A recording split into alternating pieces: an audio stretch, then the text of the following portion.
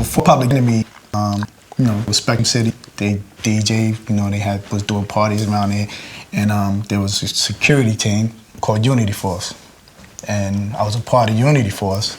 And when the whole Public Enemy situation came about, with Professor Griff, we all grew up in the same neighborhood. We've known each other since we were, little tots.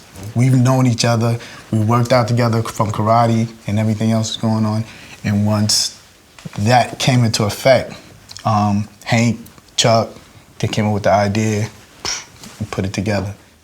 When you say Public Enemy, your mind automatically goes to military. So it's like the S1Ws are there, and because we're kind of silent and you'll see us moving, the whole image of like basically what's going on with the group is based around that S1W thing. So it's like they think Public Enemy, the first thing that they'll come out of their mind when they say is militant. And when they say militant, it's going towards the S1Ws. Definitely, and we show the discipline of the group, and Flavor's the funny one.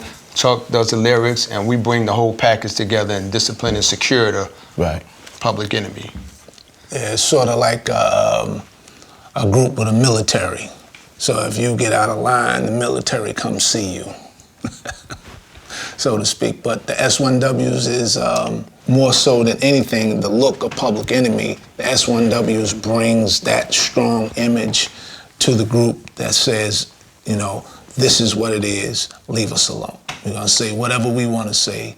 That was the whole thing, even in the early days, it kind of made people gravitate to us because they couldn't believe that these guys are up here and they got these guys up here in these military uniforms, carrying Uzis, pointing it at the crowd and doing all kind of stuff. And they're like, whoa, if we hadn't done what we did back then, who knows what the state of hip hop would be. So for then now to come out on stage with a Uzi and did shock therapy, would we get the same reaction?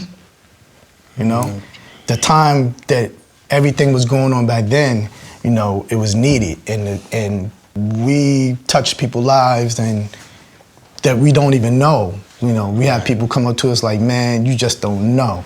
You changed my life. I was going down the road and doing this, and then I started listening, and then when I saw y'all and I had hope and doing everything that was going on, a memorable experience for me is that we were on a plane coming here, I think it was.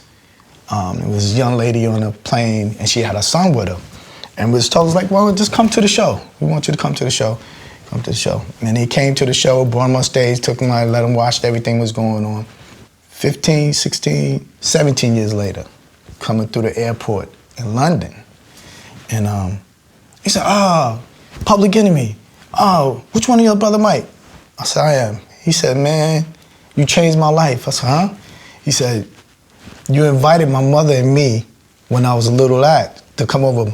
My mother was going through a divorce at the time, and I was getting real, but because you brought me to the show and everything else was going on, it kind of changed me in a direction. He said, man, I really appreciate that. And that touched my heart. That's one of the experiences I always talk about when when I start speaking about a memorable experience or stuff like, because you never know out of the things that we've done, the people's lives that we've touched and how they've changed. This is a beautiful ride here with brothers, and how close we are and the lives that we have changed. And we was right on time for what had to be done, and we're still on time for what needs to be done. We're just trying to pass the baton to someone else that can take it a little further and bring some change for the people.